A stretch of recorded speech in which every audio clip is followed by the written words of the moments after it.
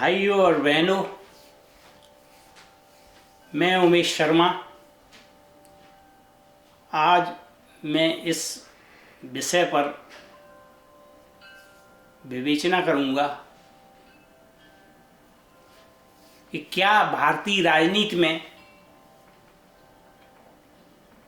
अगले आने वाले 5 साल में मोदी को कोई हिला पाएगा या नहीं।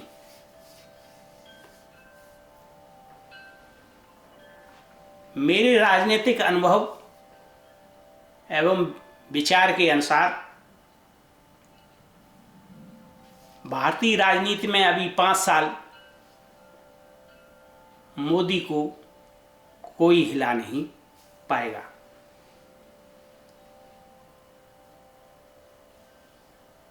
और मोदी के बाद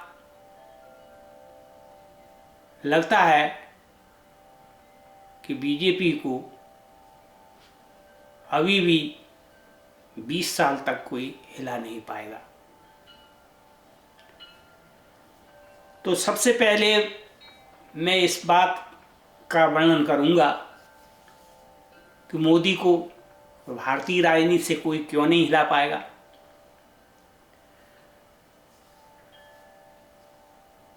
इसका कारण ये है कि मोदी और बीजेपी के पास 2047 तक भारतीय राजनीति का ब्लूप्रिंट है। इसमें भारत को एक सुप्रीम पावर बनाने का ब्लूप्रिंट भी है। भारत को कश्मीर से पीओके को जोड़ने का भी ब्लूप्रिंट है।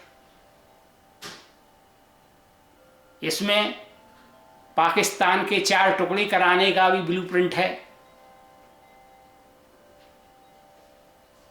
भारत को एक राजनीतिक ताकत ही नहीं, सामाजिक ताकत और इकोनॉमिक ताकत 2037 तक बनाकर 2047 में उसे सुपर पावर घोषित करने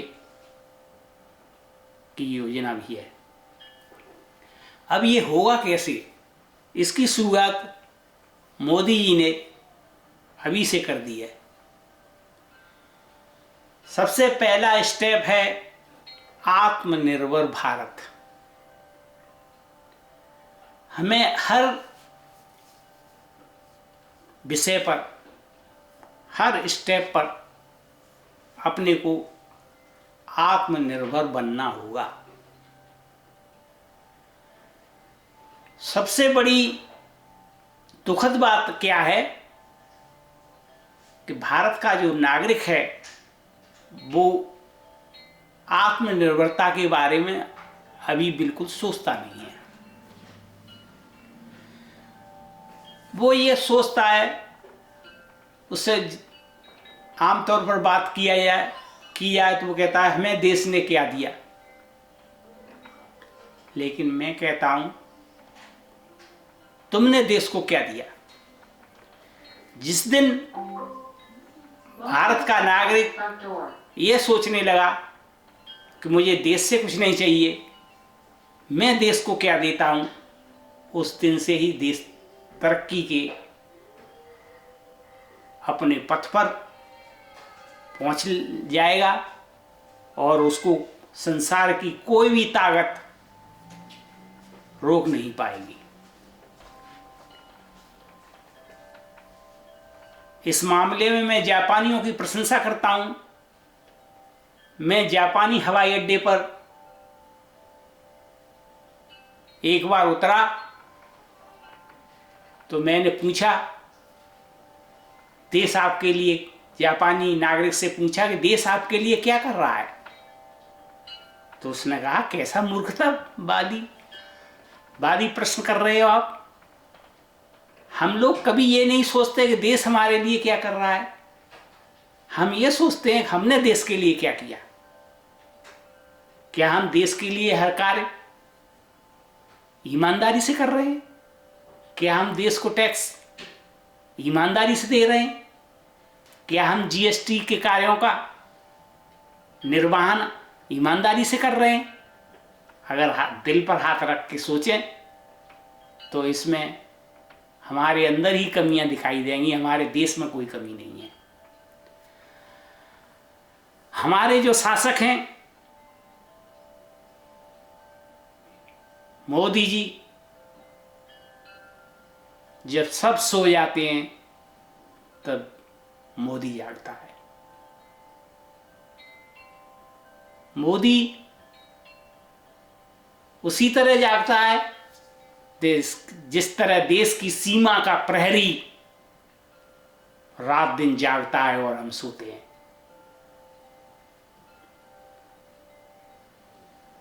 मोदी एक प्रधानमंत्री नहीं है, वह चुनाव मंत्री भी है, वह देश का एक सैनिक भी है, एक प्रहरी भी है, जो सीमा पर 24 घंटे रहकर जागता है। मोदी की विशेषताओं का वर्णन किया जाए तो अनंत हैं, लेकिन यहाँ हम उनकी विशेषताओं को प्रकट करने के लिए प्रवचन नहीं दे रहे हैं।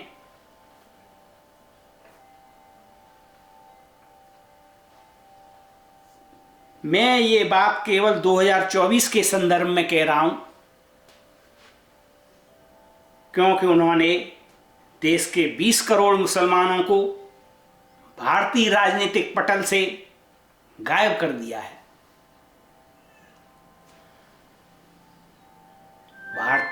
भारतीय राजनीतिक पटल से गायब हो गए 20 करोड़ मुसलमान, और मुसलमानों में खलबली मची हुई है अपने अस्तित्व के लिए। मुसलमानों में यह चर्चा का विषय बना हुआ है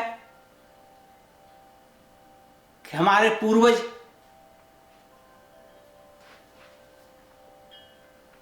मूर्ख थे,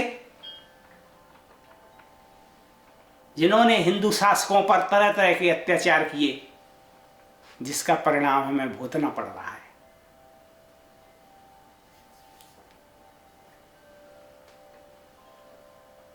अतः बहनों और भाइयों, शासकों के अत्याचार का परिणाम कभी हमें भूत में, कभी वर्तमान में और कभी भविष्य में अवश्य मिलता है। इसीलिए अत्याचार कभी भी हो, चाहे वो पाकिस्तान में हो हिंदुओं के साथ, या बांग्लादेश में हो, या बंगाल में ममता बनर्जी के शासन में हो, सभी मुसलमानों को मिलकर उसका विरोध करना चाहिए। नहीं तो उसका परिणाम निकट भविष्य में या भूत में या भविष्य में या वर्तमान में कभी न कभी परिलक्षित होता है। तो निकट भविष्य में 5 साल तक मोदी ने देश में 20 करोड़ मुसलमानों को राजनीतिक परिदृश्य के पटल से गायब कर दिया है, और वो मूक दर्शक बने हुए देख रहे हैं। इसके लिए वो स्वयं ही उत्तरदायी हैं। देश की विपक्षी राजनीतिक पार्टियों ने उन मुसलमानों को हमेशा बरगलाया, उनका राजनीतिक शोषण किया, उन्हें मूर्ख बनाया।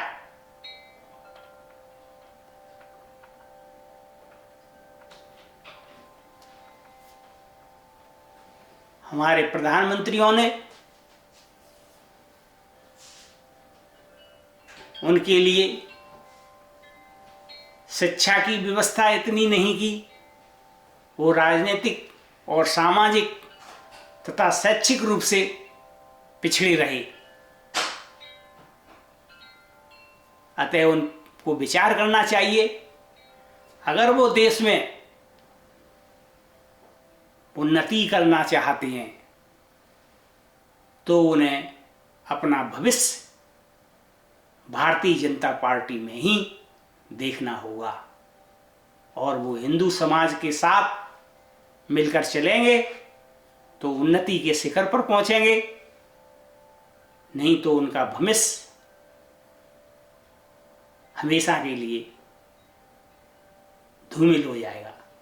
अतः मैं भारतीय मुसलमानों से करबद्ध निवेदन करता हूं कि उन्हें अपना भविष्य हिंदुओं के साथ मिलकर बिताने में ही देखना चाहिए, और उन्हें भारतीय जनता पार्टी का सोच समझकर साथ देना चाहिए।